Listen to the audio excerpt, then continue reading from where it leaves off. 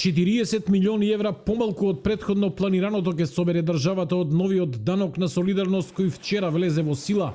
Според министерот за финансии Бесими, ова се должи на тоа што во пресметката се зема не само од 2022-та, туку и годината пред неа како просек за оданочување, што било поповолно за фирмите, а го преполовило фискалниот ефект.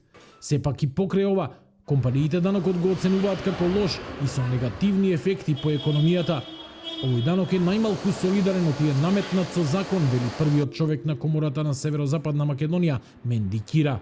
Тие средства веќе се инвестирани, ги немаат фирмите, зашто компаниите не ги држат по сметки средствата, него ги вложуваат. Значи, тие што ги имаат вложувано сега треба да се снајде, да ги најдат тие средства да се вратат. Се работи за голем износ, пример компании кои што треба да плаќат по 1 милион евра, по 2 милиони, 3 милиони евра, кои сега во моментот, значи ако треба да земат кредити. Со сличен став се и во Сојузот на стопански комори. За нив ова е несретно избран закон за решавање на проблемите за кои што се наменува и тој ќе биде погубен за македонското стопанство. Со него најмалку ќе бидат оданочени компаниите со екстра профити, како оние од прехранбената и енергетската индустрија, вели Ромео Костадинов од Сојузот на стопански комори.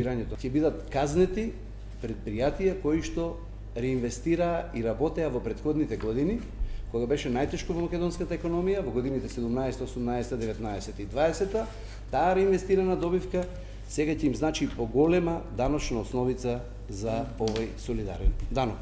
Министерот Бесими не се согласува дека законот е неуставен и ретрограден и вели дека тој е правен по урнекот на западните земји. Свесен сум дека компаниите нема да кажат фала што зголемуваме даноци или воведуваме давачка. Мислам, но кои се импликациите? Например, во самите тие дебати, значи импликацијата доколку не се носи ова, ние ќе требаше за толку средства, сега 50 милиони е пресметката во евра, тоа значи дека за толку пари треба да се задолжиме, за толку пари треба со камата од минимум 7% и не само ние, туку и идните генерации да плаќат даноци. Односно да плаќат даноци за да ги вратиме тие. Од 50 милиони евра што се планирани со овој данок, 20 милиони евра ќе платат енергетските компании, 20 милиони финансиските и трговските компании и приредувачите на игри на среќа, а останатите 10 милиони ќе се соберат од други дејности.